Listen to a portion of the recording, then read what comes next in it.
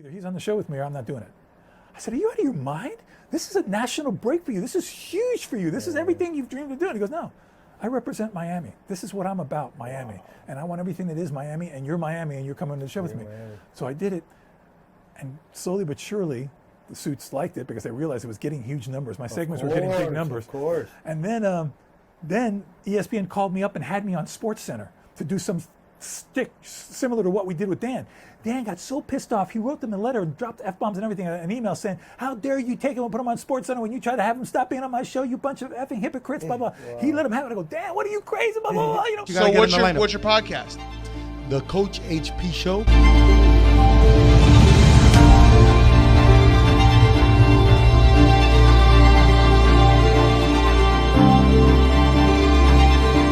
Everybody, it's your coach. Welcome to the most positive podcast on the internet right now, the Coach HP Show.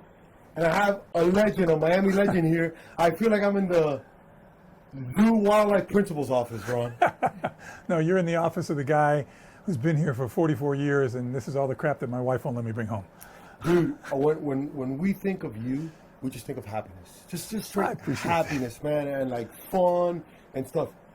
Your personality, it's almost perfect for this. Did you know your whole life you were going to do this, or is this something that I've always known I wanted to work with animals. Originally, I thought I wanted to be a veterinarian because, I love animals, so I want to be the doctor. I want to help them. Right.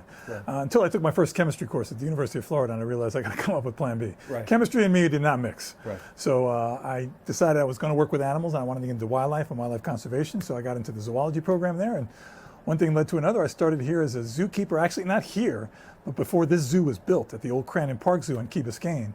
I started there as a zookeeper in 1980. Wow. Why this? Is this something that just came natural to you? You know, I tell kids all the time, I speak a lot at schools and to a lot of kids, and I try to tell them something. I said, I was always given advice when I was younger that when you pick a career doing something you love to do. Don't pick a career for the money, because the money will eventually come if you do it well. But if it's something you love to do, it's not going to be work. And I say that really most sincerely, that I'm here 44 years almost, and I've hardly had to work a day in my life because it's just something I love doing. When you get paid to do things that people pay to do, I've traveled around the world. I've been to Africa over 50 times. I've been to Central and South America over 100 times. I've been to Antarctica. I've been to the Arctic. I've been all over the world as part of my job. And I think a lot of people would say, gosh, I wish my job did that. No, of course. And plus, just your stature in itself and the way you pop and stuff is awesome. So you were a basketball player before. I was. How did we end up in the basketball world? I'm going to tell you something. And I say this with the most profound sincerity. Basketball, in a way, saved my life. I was a kid. I was born and raised in a small apartment in New York City. I was always very, very tall.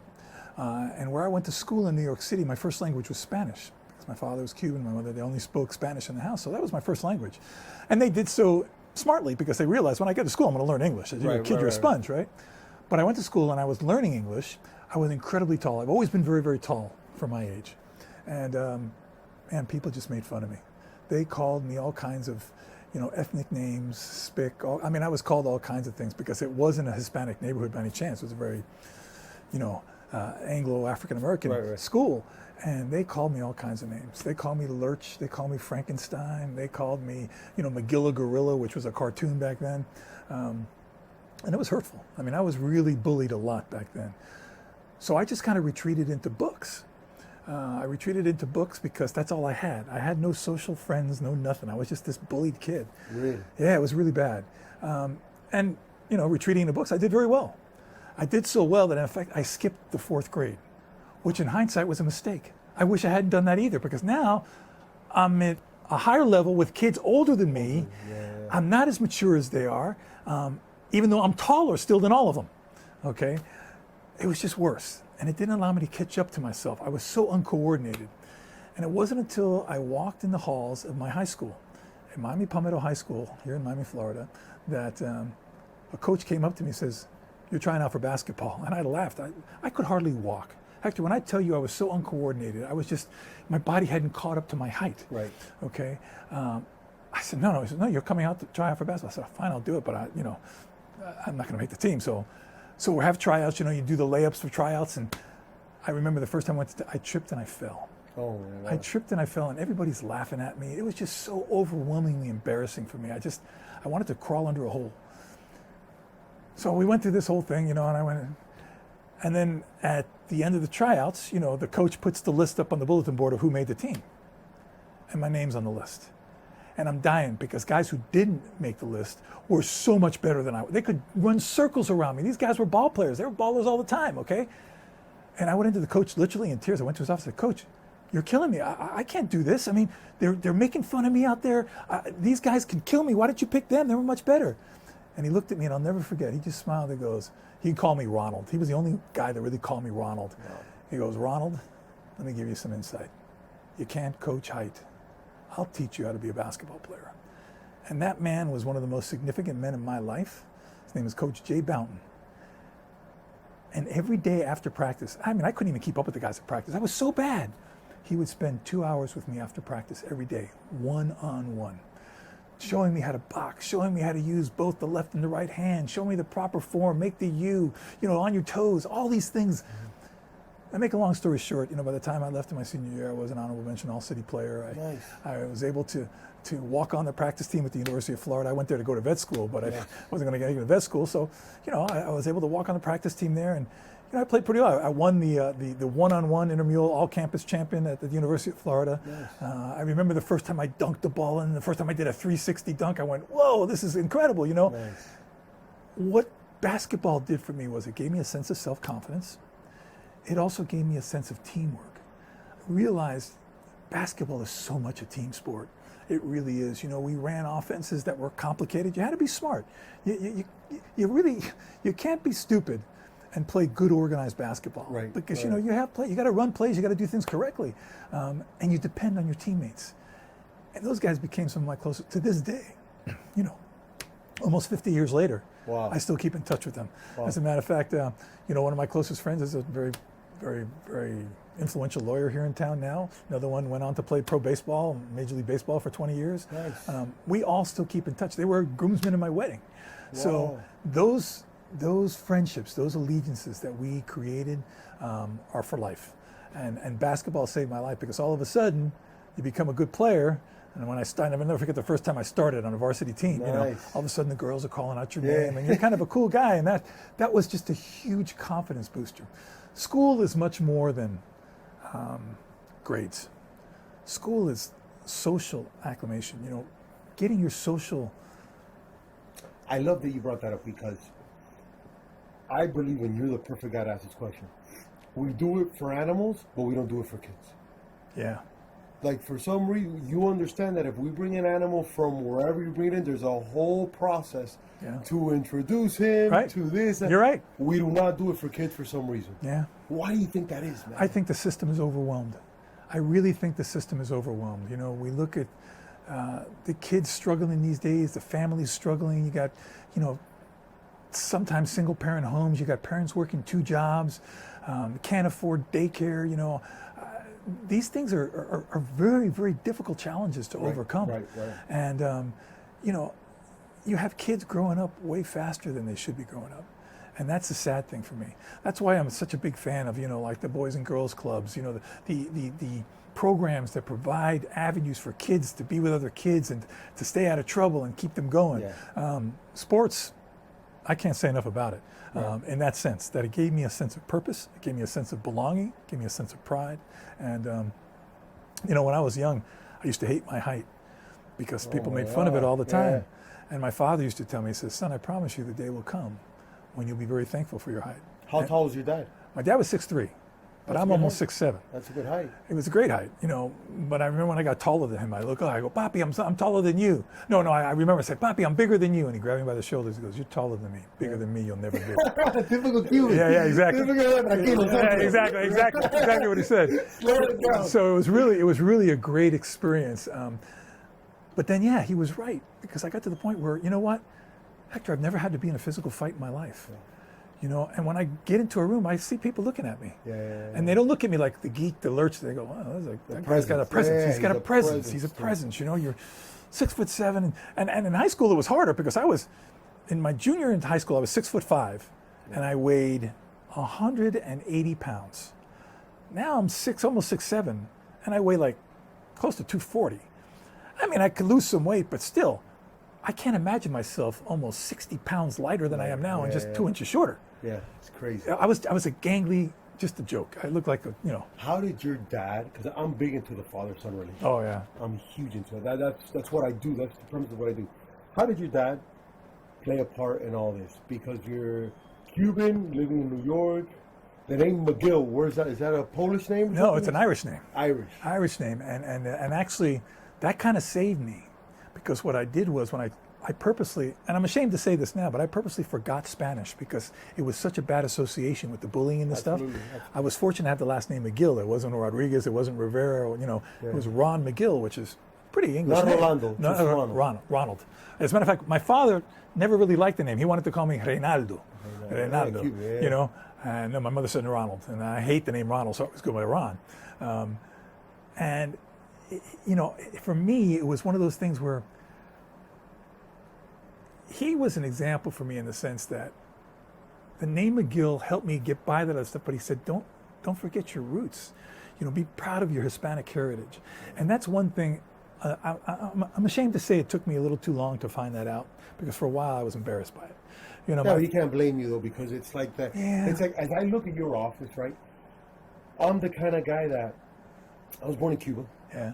I was raised here in Miami, but I started to figure out why am I anti-Miami, in the sense of like I don't root for Miami teams, right? Never, And to my purpose, which is very similar to your story. So my dad prepared me for everything in life except to deal with him. Yeah. So he beat the shit out of me through baseball, like when I did bad, like brutally, really, really, really bad.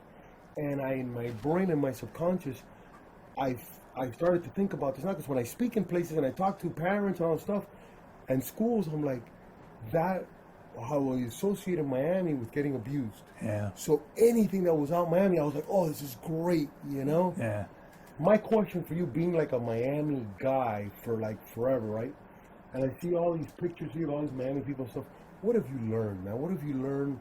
Because when everybody comes to you with happiness, right. They're like, oh, the animal guy, it's whatever. What have you learned about people? That people are basically good. And one of the things I'll say, and I know I made some people angry when I did this, I talk about my father and the Cuban heritage. And I always looked at my father, his behavior and stuff, as being New York, because I would see it as a small kid. I moved down here when I was 12. But as a small kid with my dad going to work with him in New York, he was with his Cuban buddies up there. So that's what I thought that was New York. Right. My father was always singing and happy and cooking, blah, blah, blah, blah, blah. A few years back, I was invited to go to Cuba to do a study on wildlife. There was a conservation, because Cuba has some of the most pristine reefs in the world, nice. Some of their wildlife, because they haven't had much development, Right. So I went down there, and the Cuban people moved me to my core. I'm not talking about the government. I'm talking about the people. Right. The salt of the earth, the people living off the land there. I did a show for, almost 30 years called Sábado Gigante. And that show is an iconic show in the Hispanic community, but it's not allowed to be viewed in Cuba. I remember getting off the plane there, and everybody told me, oh, you're going to get persecuted. They're going to, because I have my cameras, I'm a photographer, and they're going to take your stuff. And I said, oh, okay, well, let's see what happens. I'm just going down there to speak about conservation.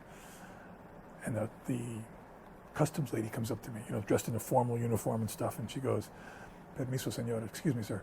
¿Usted no es el señor de Sábado Gigante? You're the guy from Sábado. And I looked at her like, yeah, I am. And she goes, yeah, that's him. And she calls her partner over, and they take a picture with me on the tarmac. And I'm going, and I'm walking down Old Havana, and people are screaming my name from the balcony, Roma Gil, Sábado Gigante. And they're coming down. They're offering me food that they don't have. They want me to have dinner with them. Nice.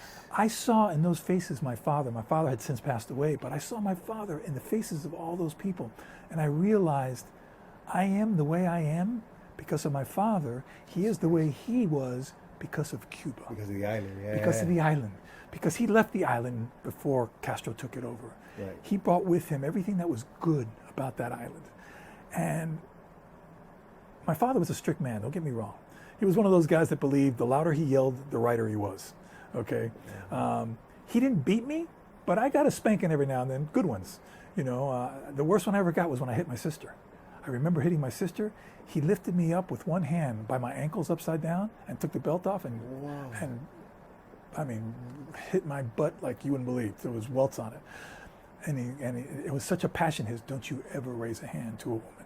I go, it's not a woman, it's my sister, and she threw a shoe at me. I don't care what you say, you never raise your hand to her. Nice. He was very strict about that, you know. He was very formal in the way, on my prom, I'll never forget it, on my prom date, you know, I brought my date over to meet my parents, and then we're walking out the door, and I went walking out the door before my prom date, and in front of my prom date, my dad grabbed me by my collar and pulled me back and goes, if I ever see you do that again, walk out without holding the door for the woman, I will send you into yesterday. I remember thinking, oh my God, he's in front of my date. You know, my date was like, oh, I'm sorry, I didn't mean to get you in trouble. Like, oh, I'm sorry. To that day, I never walk out of a door in front of a woman. I always open my car door for my wife of 35 years. I still always, because it's something instilled in me and my father. He was very big about that. He was big about that, and another kind of, I don't know what you call it, pet peeve of his was dirty dress shoes. You gotta have your cleats always polished and clean. Never go out with dirty shoes. Nice. So these were things that, you know, and my dad was very loving to my mom. I mean, till the day he passed away, every week he brought her gladiolas, flowers. Yeah. They were very, you know, I just thought that that's the way everybody was. And I come to learn what a good example. Man. Yeah, he was a great example. What do you miss the most about him? You miss him a lot? I do miss him. I do miss him a lot, but I got to be honest with you. I feel him a lot. Really? I feel him a lot. I really do. There are times I hear him talking to me. I guess I miss his laugh the most. He had a very robust laugh. You know, he was 6'3", but like 265. He was a big guy. What was his name? Guillermo Alejandro Magill. And he was a very powerful personality. He loved to sing. He always got up early. On weekends, I hated it because he would knock on the door like at 7 o'clock in the morning. You know, that was the weekend. You know, as a kid, you could sleep till noon. Yeah, my dad, no, everybody up, come on. And he cooked breakfast. He always cooked, and he cooked way too much all the time. He always made way too much food, which is why he had a little bit of a weight problem. But and looking back, it was culture, you know. Yeah, it's culture, and it's a culture that I'm really proud of. Nice. You know, and I see it every day, Hector. When I go out in public, for instance, you know, sometimes people recognize me from television and stuff, and the difference between, I say, an Anglo person and a Cuban person is an Anglo person might see me in Publix and you see they're staring, and they'll talk to the person next to them, that's the guy from the zoo, that's the guy from the zoo, that's the guy from the zoo. Cuban person is,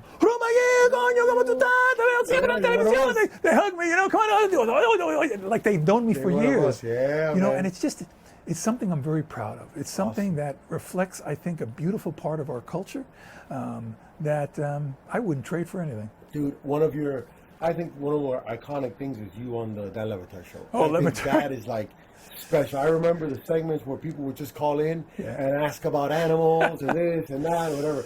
Talk to me about your experience with that, man. Because that was new. That was interesting. There was never an animal person. Dan and I became friends many years ago. And he's very similar to me. He comes from a Cuban family, you know. He's very, and he's very good at depicting that Cuban culture. But he's probably the most eloquent, articulate person I've ever known. Nobody writes better than Dan. Yeah, he's like a poet. Incredible. So we started doing the show when it was at 790, you know, AM 790, the ticket. And I was just this shtick where I did this thing about animals, you know. It seemed to be kind of popular. People liked it, and then Dan loved it. And Dan always wanted the show to be more than just sports.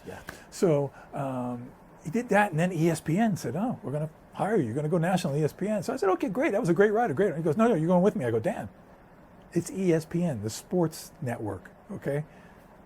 He goes, I don't care. You're going with me. I go, Dan. So I said, okay, and I did it. And then the ESPN suits got on him and said, what is this guy with the animals? We're a sports network. And Dan, he showed me the email. He says, either he's on the show with me or I'm not doing it. I said, are you out of your mind? This is a national break for you. This is huge for you. This is everything you've dreamed of doing. He goes, no, I represent Miami. This is what I'm about, Miami. Wow. And I want everything that is Miami, and you're Miami, and you're coming to the show with me. Miami. So I did it. And slowly but surely, the suits liked it because they realized it was getting huge numbers. My segments were getting big numbers. Of course. And then ESPN called me up and had me on SportsCenter to do some stick similar to what we did with Dan. Dan got so pissed off, he wrote them a letter and dropped F-bombs and everything, an email saying, how dare you take him and put him on SportsCenter when you try to have him stop being on my show, you bunch of effing hypocrites, blah, blah. Wow. He let him have it. I go, Dan, what are you crazy, blah, blah, blah, you know. And that was almost like the beginning of the end of that relationship with ESPN. Right. He did not like to be told what to do creatively. Nice. Dan took great pride in his creative artistry of the program and what he wanted the program to be. And it wasn't just me, it was other segments also, but he was very offended by a bunch of suits trying to tell him about his culture in Miami. And, you know, that's when they went off on the pirate ship, and now they're one of the biggest podcasts in the world. And it's because Dan stood by his, you know, I've been doing that show now for, gosh, over a decade. Amazing stuff. Thinking about social media and stuff and show and podcasts, I see you have a microphone there with your stuff.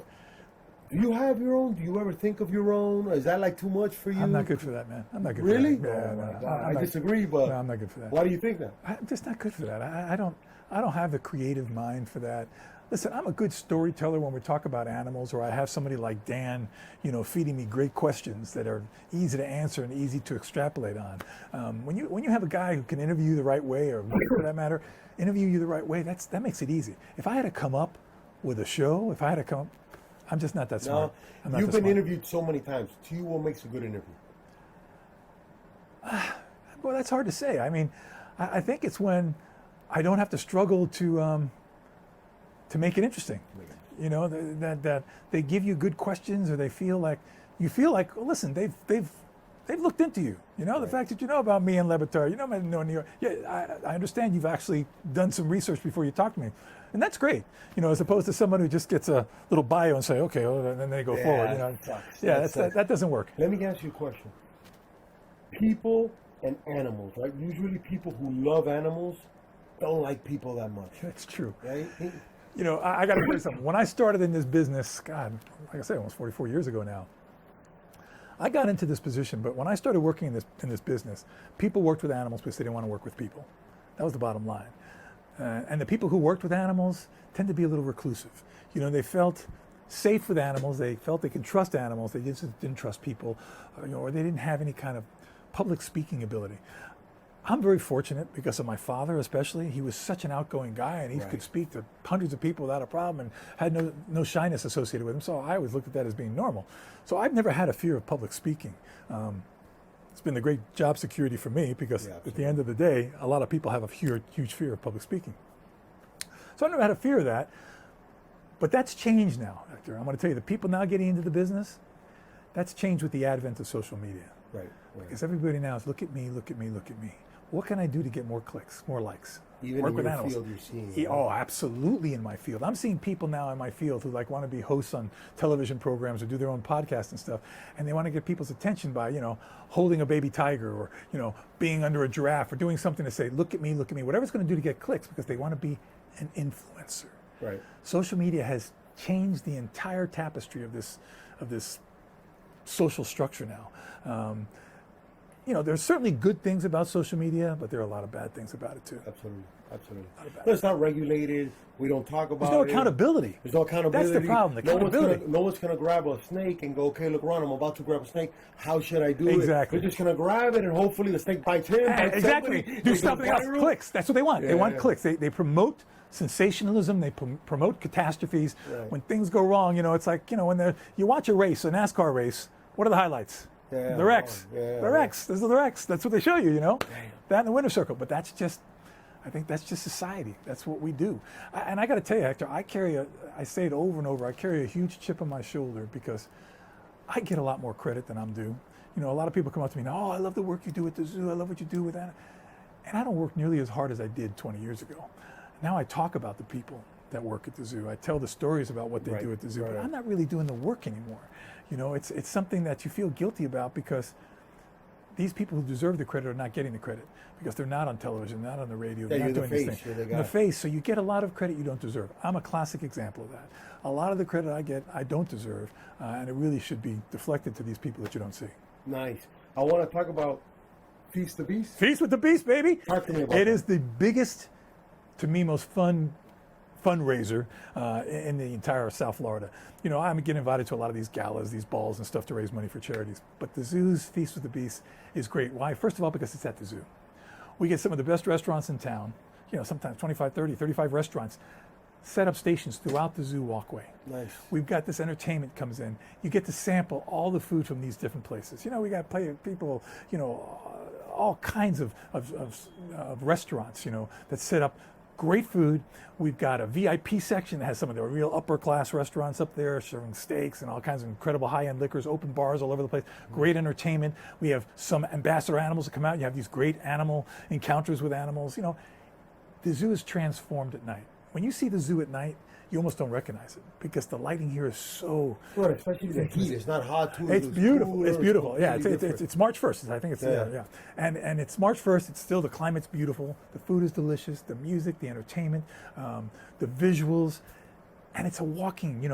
It's not black tie. It used to be black tie. Thank God they changed that because who the heck wants to come in black tie and heels and walk? To the zoo? Right. So we recommend that you look nice. You don't want people in cutoffs and t-shirts, but you look nice. It's a nice sport coat, comfortable shoes, and you mingle. A lot of these fundraisers, you go to a hotel and everybody's assigned to a table. You sit at the table and you watch some person on stage talking all this stuff about the charity, right? Right. That's not what this is. This is you're walking through the zoo. You're intermingling with everybody. You have close to 1,000 people come to this thing. And you go through all these restaurants, you eat till you're going to blow up with food. Some of the best liquors, the best foods, great entertainment, animals encounters. It's a great event that people should encounter. What ambassador animal can we look forward to seeing that I'm sure they'll probably bring out a sloth. They'll probably bring out maybe a Patagonian cavy, which looks like a massive guinea pig. Probably bring out a big python. I know the snakes make people nervous, but you know what? It's funny how people are still fascinated with something they're really afraid of as long as they feel they can view it safely. Absolutely. So yeah, there's got different birds, owls, and parrots and stuff like that. So different ambassador animals will be coming out there. Right? Dude, I love it. Ron, last question. I'm so thankful for your time, man, and your sharing of your journey, your story. I love it, dude. I always ask my guests at the end, question for me. What can I help you with? Ask me a question. What do you think is the most critical age for a boy to become a successful adult? What do you think is the age? Is it elementary school? Is it middle school? What is the age where you think you can make the greatest impact? That's a good question, man. That's a real good question. Do you have kids? I do. How many? 2. Boys or girls? Boy and a girl. How's the boy? Boy's 31. 31. Okay. Let me ask you a question. First question I'm going to ask you. How did you father him versus the way your dad fathered you? What similarities? What was different? I never called my kid a name. Okay. My dad called me cabron and a couple other things. Hey, cabron? A lot of times. But that's a love term, yeah, too. That's a love term. I get it. And, I tried to be a lot like my dad. Okay. I think my dad did a really pretty great job. He really did. He was a very affectionate guy.